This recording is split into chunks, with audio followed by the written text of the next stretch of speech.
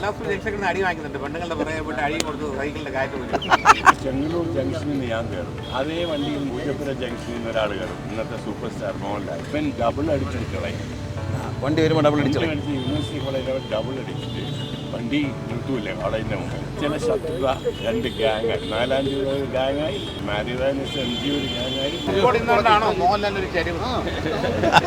KSRTC സംഘടിപ്പിക്കുന്ന എക്സ്പോയുമായി ബന്ധപ്പെട്ട് കേരളത്തിൽ ചരിത്രത്തിലെ ഏറ്റവും കൂടുതൽ വാഹനങ്ങൾ KSRTC വിവിധ ശ്രേണികളിൽ പുറത്തിറക്കുന്ന ഒരു ദിനമാണ്. ബഹുമാനപ്പെട്ട മുഖ്യമന്ത്രി ഈ വാഹനങ്ങളെല്ലാം ഫ്ലാഗ് ഓഫ് ചെയ്യണം. 150 വണ്ടിയോളം ഫ്ലാഗ് ഓഫ് ചെയ്യുന്നുണ്ട്.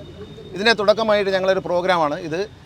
ഓർമ്മ എക്സ്പ്രസ് എന്ന് പേരിട്ടിരിക്കുന്ന ഈ പ്രോഗ്രാമിൽ നമ്മളിവിടെ ഇപ്പോൾ ഇന്ന് നമ്മുടെ കൂടെ ഉള്ളത് ഇന്ത്യയിലെ ഏറ്റവും പ്രഗത്ഭനായ സംവിധായകൻ, മലയാളിയുടെ അഭിമാനമായ ശ്രീ പ്രിയദർശൻ, മലയാള സിനിമയിലെ ഏറ്റവും മുതിർന്ന നടൻ, ഹാസ്യത്തിലും വളരെ സീരിയസ് ആയിട്ട് രംഗങ്ങളും തിളങ്ങിയ ശ്രീ മണിയമ്പള രാജു, അവർ രണ്ടുമാണ് നമ്മളൊപ്പം ഉള്ളത്. അവരുടെ ഓർമ്മകൾ പങ്കുവയ്ക്കുകയാണ് നമ്മൾ ഈ ഒരു യാത്രയിൽ. പഠിക്കുന്ന കാലത്ത് തിരുവനന്തപുരം സിറ്റിയിൽ ടൗണിൽ പഠിച്ചവരാണ്. അപ്പോൾ തിരുവനന്തപുരത്ത് നിന്നും മറ്റെവിടെയുള്ള ബസ് അനുഭവങ്ങളെക്കുറിച്ചാണ് നമ്മൾ പറയുന്നത്. KSRTCയുമായിട്ടുള്ള ബന്ധമാണ്. KSRTC പഠിക്കുന്ന കാലം മുതൽ ബസ്സിലാണ് പോകുന്നത്. പൂജപ്പുരയിൽ നിന്ന് ഒരു യൂണിവേഴ്സിറ്റി കോളേജിൽ പോകണം. സ്റ്റുഡൻസ് വള്ളിയാണ്. ഇപ്പോൾ സ്റ്റുഡൻസ് വള്ളി ഇല്ല അല്ലേ? ഇല്ല, സ്റ്റുഡൻസ് വള്ളി ഇല്ല. അന്ന് ലേഡീസ് വള്ളി, സ്റ്റുഡൻസ് വള്ളിയൊക്കെ ഉണ്ടായിരുന്ന കാലം. പക്ഷേ നമുക്ക് താല്പര്യം ബസ്സിനകത്ത് കയറാനല്ല, ബസ്സിൻ്റെ ഫുട്ബോർഡിൽ നിൽക്കാനാണ്. ഫുട്ബോർഡിൽ നിന്ന് പോവുക. ഫുട്ബോർഡിൽ എങ്ങനെ നിൽക്കാൻ പറ്റും എന്നുള്ളതാണ് ചിന്ത.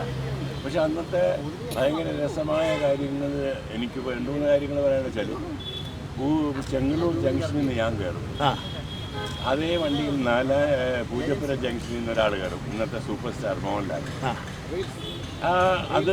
അപ്പോൾ അവരെല്ലാം MG കോളേജ്, നമ്മൾ യൂണിവേഴ്സിറ്റി കോളേജ്.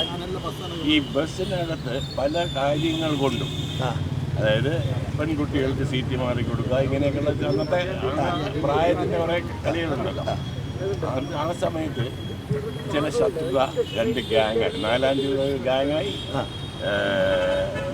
മാരിവാനസ് MG ഒരു ഗ്യാങ്ങായി, യൂണിവേഴ്സിറ്റി കോളേജ് ഒരു ഗ്യാങ്ങായി. ഒറ്റ വണ്ടിയേ ഉള്ളൂ. അപ്പോൾ ഇങ്ങനെ ഇതൊരു ഭയങ്കര രസമാണ്. വൈകുന്നേരം വരുന്ന സമയത്ത് ഒരിക്കൽ ഞാൻ ചെറിയൊരു തകരാറുണ്ടായി. അതെന്താണെന്ന് വെച്ചാൽ, യൂണിവേഴ്സിറ്റി കോളേജിൽ അതേ വണ്ടിയിൽ കയറണമല്ലോ, ഇവൻ ഡബിൾ അടിച്ചിട്ട് കളയും. വണ്ടി വരുമ്പോൾ ഡബിൾ അടിച്ചു. യൂണിവേഴ്സിറ്റി കോളേജിൽ അവൻ ഡബിൾ അടിച്ചിട്ട് വണ്ടി നിർത്തൂല്ലേ കോളേജിൻ്റെ മുമ്പിൽ. പിന്നെ കോളേജിൻ്റെ ബെഞ്ചിൽ നിന്ന് ചാടി കയറാൻ ശ്രമിക്കണം. അപ്പോൾ എന്താണ് ഇവർ ചെയ്യുന്നത് വെച്ചാൽ, ഇവർ ഫുട്ബോൾ നിറഞ്ഞങ്ങ് നിൽക്കും. അപ്പോൾ പിന്നെ മറ്റുള്ളവർക്ക് ചാടി കയറാൻ പറ്റില്ല. സോ ശരിക്കും പറഞ്ഞാലൊരു എന്താണ് പറയുന്നത്, ബസ് യാത്ര ഒരു രസം തന്നെയായിരുന്നു ആ കാലത്ത്. ഞാൻ തയ്ക്കാരാണ് താമസം. അപ്പം ബെല്ലടിച്ചിട്ട് പോയാൽ അത്ര അടുത്തായിരുന്നു മോഡൽ സ്കൂൾ. അപ്പോൾ അങ്ങനെ അടുത്ത് കോളേജിലായപ്പോഴും നടന്ന് തന്നെ പോകാനുള്ള അടുപ്പമുണ്ടായിരുന്നു. പക്ഷേ എൻ്റെ വീടിൻ്റെ അടുത്തൊരു ആംഗ്ലോ ഇന്ത്യൻ ഫാമിലി വന്നു. അതിലൊരു പെൺകുട്ടിയെ എനിക്ക് അങ്ങ് ഇഷ്ടപ്പെട്ടു. അപ്പോൾ അവർ ഇങ്ങനെ ബാക്കിൽ വരുമോ, അവർ ബസ് കയറുന്നത് സെൻറ്റ് ജോസഫ് സ്കൂളില്ലേ, ജനറൽ ഹോസ്പിറ്റൽ ജംഗ്ഷനിൽ നിന്നായിരുന്നു. അപ്പോൾ അതുവരെ സൈക്കിൾ വരുമെന്ന് ചോദിക്കും.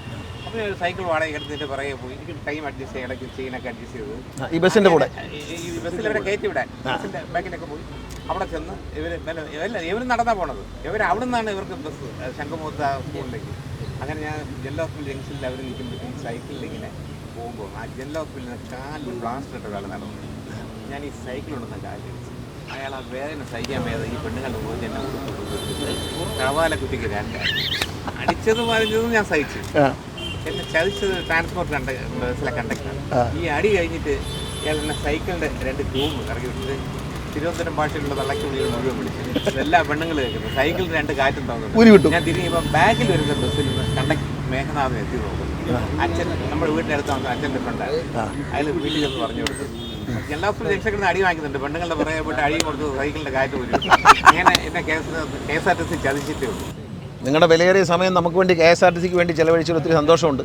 ഞാൻ വിളിച്ചപ്പോൾ എന്തായാലും സമയം തന്നല്ലോ. പ്രിയനൊക്കെ വളരെ തിരക്കാണെന്ന് എനിക്കറിയാം. എന്നാലും അല്ല, ജീവിതത്തിൻ്റെ ഒരു ഭാഗമാണ്. കേരളത്തിലുള്ള എല്ലാവരുടെയും ജീവിതത്തിൽ, നമ്മുടെയൊക്കെ ഏജിലുള്ള ജീവിതത്തിൻ്റെ ഭാഗമാണ് ആനവണ്ടി ഇല്ലാതെ ഒന്നും നടക്കില്ല. കേരളം ഇല്ലായിരുന്നു. പക്ഷേ എസ്പെഷ്യലി തിരുവനന്തപുരം, പക്ഷേ ഇവിടെ പ്രൈവറ്റ് ബസ് പോലും ഇല്ലായിരുന്നു ആ സമയത്ത്. അതുകൊണ്ട് നമ്മുടെ ജീവിതത്തിൻ്റെ ഒരു ഭാഗമാണ് KSRTC. അത് ഇങ്ങനെ ഭംഗിയായിട്ട് വരുന്നു എന്നറിയുന്നതിൽ ഒരുപാട് സന്തോഷം. ഇത് ബസ്സിൻ്റെ ഫുട്ബോർഡിൻ്റെ ഭാഗം താന്ന് കിടക്കും, ഓർമ്മയുണ്ടോ? ഈ എല്ലാവരും കൂടെ നിന്നിട്ട് ഈ അന്ന് രണ്ട് ബസ് ചരിഞ്ഞാണ് പോകുന്നത്. വെയിറ്റ് എല്ലാം ഫുട്ബോർഡിലായിരിക്കും.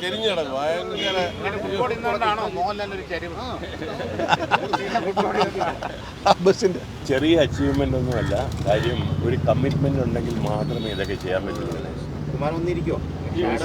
All hats off to my minister. All the best എൻ്റെ സുഹൃത്തിനും the great minister of Kerala. ഇനിയും വളരെ മനോഹരമായിട്ട് രാഷ്ട്രീയ ജീവിതവും സിനിമാ ജീവിതവും മുമ്പോട്ട് കൊണ്ടുപോകാൻ ദൈവം അനുഗ്രഹിക്കട്ടെ.